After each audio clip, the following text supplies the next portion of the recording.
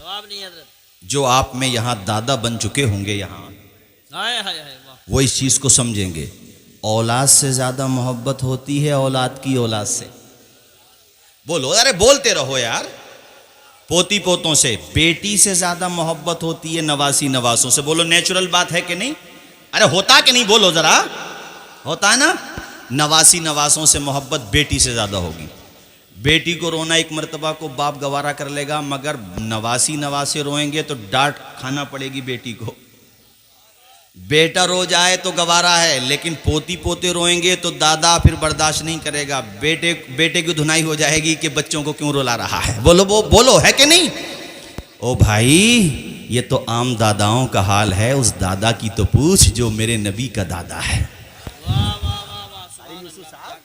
हाजी जफीर साहब, ऐसा दादा किसका होगा?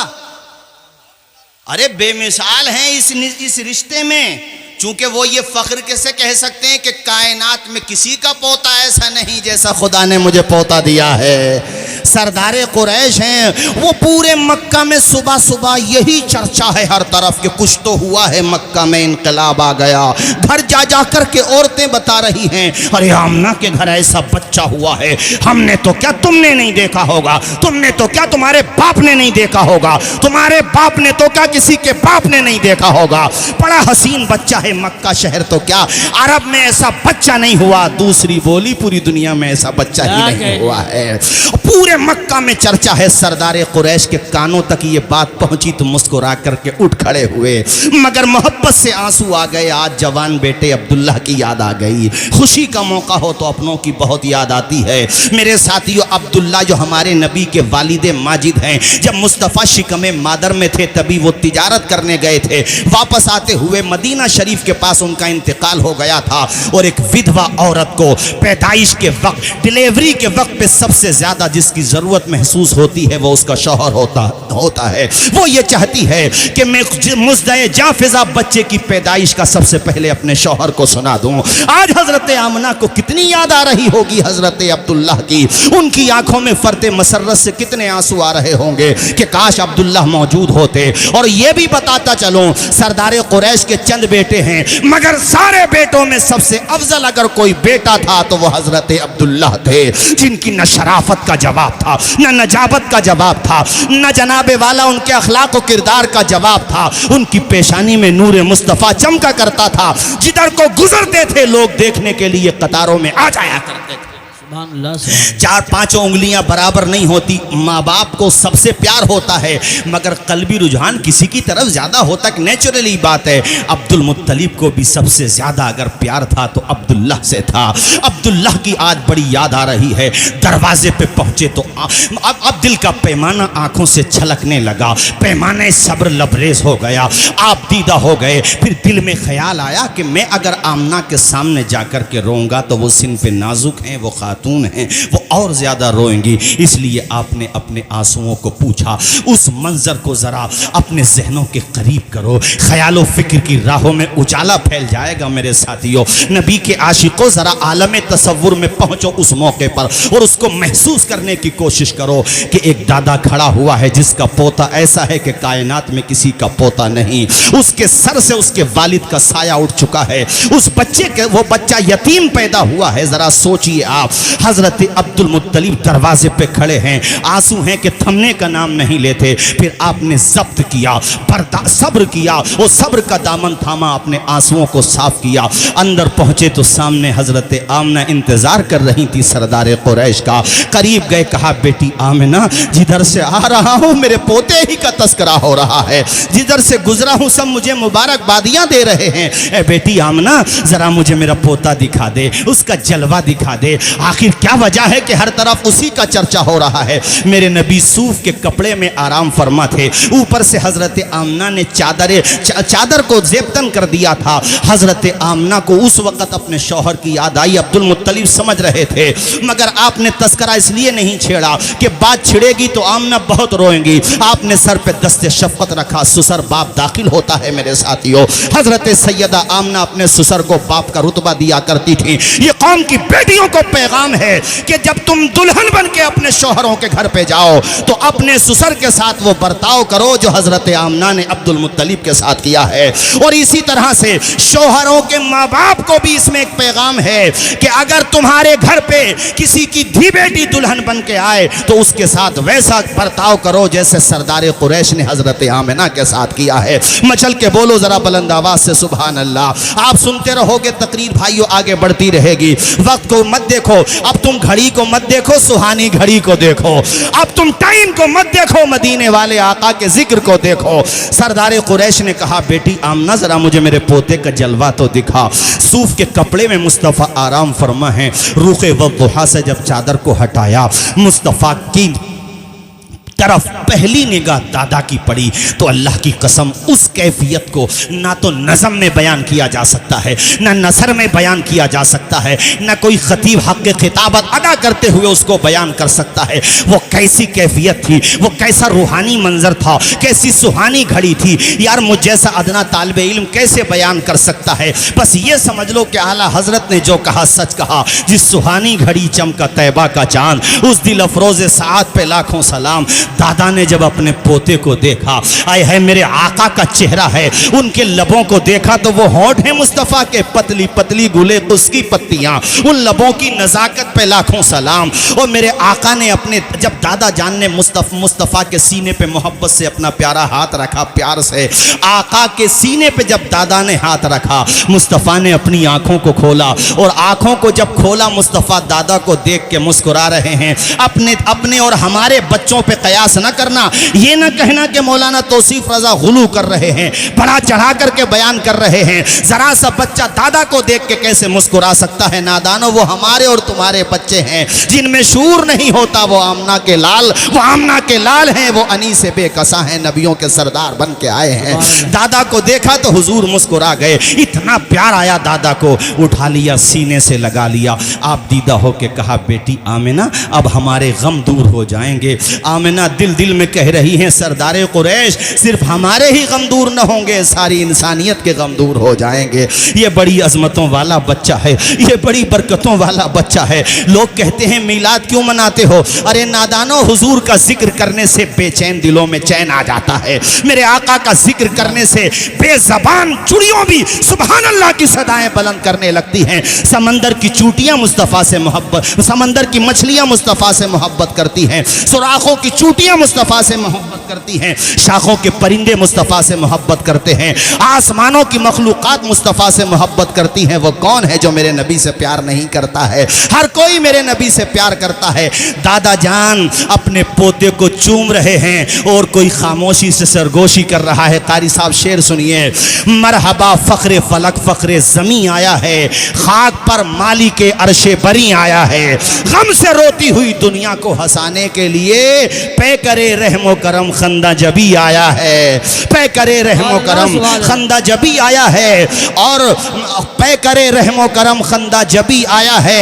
और दुनिया में कौन है मेरे नबी जैसा? हज़रत अब्दुल मुत्तलिब ने कहा, बेटी आमिना मैं ये चाहता हूँ अपने पोते को गोद में लेकर खाने काबा का तवाफ़ करूं, खुदा का शुक्रिया अदा करूं, अल्लाह ताला ने हमें ऐसा खूबरू बच्चा अता किया है। ऐ बेटी आमना मैं अपने पोते को ले जाऊं? सरदार कुरैश से हज़रत आमना ने कहा, जैसा आप बेहतर समझें, गोद में। अब ज़रा किसी का पोता किसी भी कलर का हो, कैसे ही हो, मगर उसका तो पोता होता है ना। वो तो जब देखता है तो देखते ही जाता है। यहाँ तो ऐसा है कि ना कोई था, ना है और ना कोई होगा। इतना प्यारा। वो ऐसे ही देखते देखते, जिन लोगों ने हज किया है वो जानते हैं कि हुजूर के मकान से खाने काबा का फासला ज़्यादा नहीं है, बीच में सफ़ा मरवा है, उधर जाओ तो सामने काबा है, दूसरी तरफ से भी जाओ तब भी ज़्यादा वक्त नहीं लगता। वो देखते देखते खाने काबा के बिल्कुल करीब पहुँच गए, पता नहीं चला कब काबे के करीब पहुँच गए। अब बिल्कुल काबा करीब आ गया और इधर हुजूर के जलवों में खोए हुए हैं दादा जान अब्दुल मुत्तलिब। उन्होंने अब चेहरे मुस्तफ़ा से निगाह हटाकर खाने काबा की तरफ की। सरदार कुरैश कहते हैं, मेरा जहन चकरा गया, मैं समझ नहीं पा रहा था मेरे कदम बढ़ रहे हैं काबे की तरफ या काबा बढ़ रहा है मोहम्मद।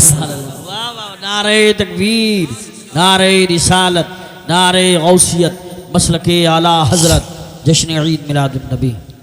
मैं समझ नहीं पा रहा था। जिसके सजदे को मेहराबे काबा झुकी, उन भवों की लताफत पे लाखों सलाम, कैसी अजमतों वाले पैगंबर हैं। खाने काबा भी झूम रहा है, लबों को चूम रहा है, और उसमें जो वो रखे हुए थे ना 360, वो धड़ाम धड़ाम गिर रहे हैं। उन्हें पता है कि हमारे दिन लद गए, अब सदा एक ही बुलंद होगी, ला इलाहा इल्लल्लाह, एक ही खुदा की इबादत होगी। ऐ मेरे भाइयों, खाने काबा झूम रहा है। मक्का का रिवाज था कि आसपास की देहात में रहने वाली औरतें शहर के बच्चों को ले जाती थी। इस मरतबा भी एक काफिला आया और वो कबीले बनु साद से मुताल्लिक था। उस काफिले में एक खातून है जिनके घर पे गुर्बत ने डेरा जमाया है। बकरियों के थनों में दूध नहीं रहता, फाकों पे फाके होते हैं, गुर्बत का अजीब माहौल है। उनके साथ जो सवारी है वो भी इतनी लागर है कि काफिले वालों का साथ नहीं निभा पाती। तो काफिले वाली औरतों ने कहा, रे छोड़ो, हलीमा नाम है उस खातून का, छोड़ो हलीमा को। अगर हम इन्हीं की वजह से साथ साथ चलते रहे तो पहुंच गए मक्का, इनको यहीं पे छोड़ो। सब ने हलीमा को कमज़ोर समझ के छोड़ दिया था। मदीने वाले आका ने हलीमा की किस्मत का सितारा चमका दिया। वो सारी अदाएं जो आई थी दूध पिलाने वाली, अमीरों के बच्चे लेकर के चली गई। मैं कहता हूं मेरे मुस्तफ़ा ने बुलाया ही हलीमा को था। अरे उनमें से एक दाया का नाम मुझे याद नहीं है, कारी यूसुफ साहब को भी याद नहीं होगा, मुफ्ती साहब को भी याद नहीं होगा, कारी लईक साहब को भी याद नहीं होगा। मैंने सीरत की किताबों में बहुत तलाश किया कि हलीमा के अलावा किसी और दाया का कुछ तो नाम पता चले, किसी का नाम पता नहीं चला। मगर हलीमा का नाम तो बच्चे बच्चे को याद है, जवानों को याद है, बूढ़ों को याद है। कैसी तौकीर तूने पाई हलीमा, मोहम्मद की बनी है तू दाई हलीमा। आज जगह जगह देखो, मैंने माशाअल्लाह कई जगह पर देखा कि बेटियां पैदा होती हैं तो माएँ बेटियों का नाम हलीमा रखते हैं। अरे हलीमा, तेरे नाम पे नाम रखे जा रहे हैं। क्यों रखे जा रहे हैं? इसलिए कि तूने मेरे नबी को दूध पिलाया है, तू मेरे नबी की दाया है। अल्लाह के पैगंबर ने तुझे रज़ाई माँ फरमाया है। सुनो भाइयों, हलीमा अपने शौहर के साथ, अपने बच्चे के साथ, दूध पीता बच्चा था, सवारी पहुंची मक्का में। पता चला सारे अमीरों के बच्चे चले गए, एक बच्चा है जो यतीम है, सर पे बाप का साया नहीं है, विधवाएं हैं, आमना उनका बच्चा है। तो आपके दिमाग में बात आई, खाली हाथ तो नहीं जाऊंगी। घर पे गई, यकीन मानना चौधरी सराय आसपास से मेरे दूर दराज से आए हुए दीनी भाइयों, अंदर गई तो घर महक रहा था, घर महक रहा था। कि आमना तुमने खुशबू कौन सी लगाई है? अब लोग इस पे भी एतराज़ कर सकते हैं, ओ नादान एतराज़ न कर, हदीस पढ़। सहाबा से पूछा कि हुजूर को कैसे तलाश करते थे? सहाबा ने कहा, जो रास्ते महकते होते थे हम समझ जाते थे मदीने वाले इधर ही से गुजरे हैं। ये हदीस से बता रहा हूं, अल्लाह की कसम, हमारे रज़ा ने भी कमाल कर दिया। कहते हैं उनकी महक ने दिल के गुंचे खिला दिए हैं, जिस राह चल दिए हैं कूचे बसा दिए हैं। ओ मेरे साथियों, मेरे आका के बदने अथर से खुशबू फूट रही है, और ऐसी खुशबू न दुर्रे अदन में है, न मुल्के यमन में है। ऐसी खुशबू किसी इत्र खाने में नहीं है जैसी खुशबू आज आमना के घर पे नजर आ रही है। हलीमा ने कहा, कौन सी खुशबू लगाती हो तुमने, कौन सी खुशबू अपने घर पे लगाई है? आमना ने कहा, बहन हलीमा, ये किसी खुशबू का कमाल नहीं है, मेरे बेटे के जलवों का कमाल है, ये मेरे मोहम्मद का जलवों का कमाल है। हुजूर के करीब गई हलीमा, जब पहली निगाह पड़ी, यकीन मानना ऐसे लग रहा था हुजूर ने इशारा दे दिया हो, हलीमा खुद नहीं आए हो, हमने ही बुलाया है। ओ हलीमा खुद नहीं आए। हलीमा को इतना प्यार आया, अपना दूध पीता बच्चा आमिना को दिया और कहा, आमना तेरे बेटे को गोद में ले लूं? कहा आमना ने कहा, ठीक है हलीमा, उठा लो मेरे लख्ते जिगर को। आमना ने हलीमा का बेटा गोद में ले लिया और हलीमा ने आमना का बेटा गोद में ले लिया। अब इतना प्यार आया, कहा हलीमा हलीमा ने कहा, आमना मैं ये चाहती हूँ अपना खूने जिगर तेरे बेटे को पिला दूँ। अरे इसकी माँ बनने का एजाज़ तो मिल जाएगा मुझे, थोड़ा सा मुझे इजाज़त दो। हुजूर के सामने उन्होंने खूने जिगर पेश किया। हुजूर ने वन साइड का दूध नोश फरमाया। दूसरी तरफ से मेरे आका ने अपना मुबारक रुख फेर लिया। हलीमा घबरा गई, मामला क्या है? हुजूर एक तरफ का दूध नोश कर रहे हैं, दूसरी तरफ का दूध नोश नहीं कर रहे हैं। मेरे नबी ने इशारा दे दिया, अम्मी हलीमा तन्हा आती तो बात अलग थी, मेरे रज़ाई भाई को साथ लेकर के आई हो, वो भी तो दूध पीता है। अगर दोनों तरफ का दूध नोश करूंगा तो दुनिया कहेगी मोहम्मद ने भाई का हक मार लिया। और पालने में भी मैं किसी का हक मारने नहीं आया, बल्कि भूखा रह के दूसरों को खिलाने आया हूँ, दूसरों को पिलाने आया हूँ। कैसी अजमत है मेरे नबी की। चौधरी सराय के मुसलमानों, नबी के मिलाद का एक पैगाम ये भी है, तुम्हारे पड़ोस में अगर कोई भूखा सो जाता है, तुम्हारे खेत पे कोई मजदूर मजदूरी करता है, कोई रक्षा पोलर बेचारा कमजोर है, बेटियां जवान है, उसकी मजबूरी की वजह से रक्षा चलाता है, कोई इंसान गुर्बत के साए में जी रहा है, तो मेरे नबी की सीरत का एक पार्ट ये भी है कि रातों की तन्हाई में जाकर के उसकी मदद कर दो, कमजोरों का सहारा बन जाओ। तुम्हारे नबी ने पालने में ये सबक दे दिया है कि रूह की प्यास को अखलाक का प्याला दे दो, अपनी किस्मत के अंधेरों को उजाला दे दो। अपने रूठे हुए मौला को मनाना हो अगर, अपने हिस्से का पड़ोसी को निवाला दे दो। ये मैं तुम्हें पैगाम दे रहा हूँ और अंजुमन अमीनुल बरकात के तमाम अहबाब से कह रहा हूँ। मैंने पहले भी कहा था और भी मैं कई कई जगह पे तकरीर पे पहले कह चुका हूँ, अब भी कहता रहूँगा। तुम जलसों में बहुत पैसे उठाते हो, अच्छी बात है, सआदत की बात है, मगर 10, 20, 25, 30 हज़ार रुपये, 50, 60 जितने भी इकट्ठा हो जाए इकट्ठा कर लिया करो और 12 रबीउल अव्वल के दिन फ्रूट खरीदो, सामान के पैकेट खरीदो, अस्पतालों में चले जाओ और अस्पताल में किसी का दीन धर्म जाति बिरादरी ना पूछो, जो भी बीमार मिले उसको पैकेट दे दो, फल फ्रूट के पैकेट दे दो, राशन के पैकेट दे दो। वो पूछें क्या समाजवादी की तरफ से दिया जा रहा है, क्या कांग्रेस की तरफ से दिया जा रहा है, क्या रूलिंग पार्टी की तरफ से दिया जा रहा है, क्या सपा बसपा कांग्रेस की तरफ से दिया जा रहा है, तो मुस्कुरा के कहना उनकी बात अपनी जगह है। मगर आज जो मरीजों को दिया जा रहा है मोहम्मद मुस्तफ़ा के गुलामों की तरफ से दिया जा रहा है। ये आका के मीलाद का जिक्र है, ये गरीबों का दिन है, ये आज मुस्तफ़ा की मोहब्बत में अपने भी खाएं बेगाने भी खाएं। हुजूर दुनिया में तशरीफ लाए, अल्लाह की कसम बहारें आ गई। ऐ मेरे साथियों, जिनको कोई पूछता न था वो भी लाजवाब हो गए। खत्म कर दे, तकरीर सुनना चाहते हो हाथ उठा के बोलो, अगर सुनना चाहते हो जोर से बोलो सुभान अल्लाह। कारी साहब मजमा बेदार है और इंतकाल हो जाए तो जन्नत में जाने को भी तैयार है माशाअल्लाह। अरे तुम्हारा नाजिम भी बड़ा अच्छा है माशाअल्लाह और मुफ्ती साहब का खिताब भी बड़ा अच्छा हुआ है। आखिर में थोड़ी देर की बात और है, मेरा भी साथ दे दो मेरे साथियों। ये रिश्ता है मोहब्बत कुछ इस तरह निभाओ, कुछ हम कदम बढ़ाएं कुछ तुम कदम बढ़ाओ, आप दोनों हम दोनों बेदार रहेंगे तो बात आगे बढ़ती रहेगी मेरे साथियों। मुस्तफ़ा के कदम चूमे हलीमा ने, किस्मत का सितारा चमक गया। बिलाल मुस्तफ़ा की बारगाह में आए, फलक के हिलाल से अफजल हो गए। अबू बकर आए, सिद्दीक़ अकबर हो गए। उमर आए, फारूक आज़म हो गए। उस्मान आए, ज़ुन्नूरैन हो गए। अली आए, शेर खुदा हो गए। जिनको कोई पूछता न था वो भी लाजवाब हो गए।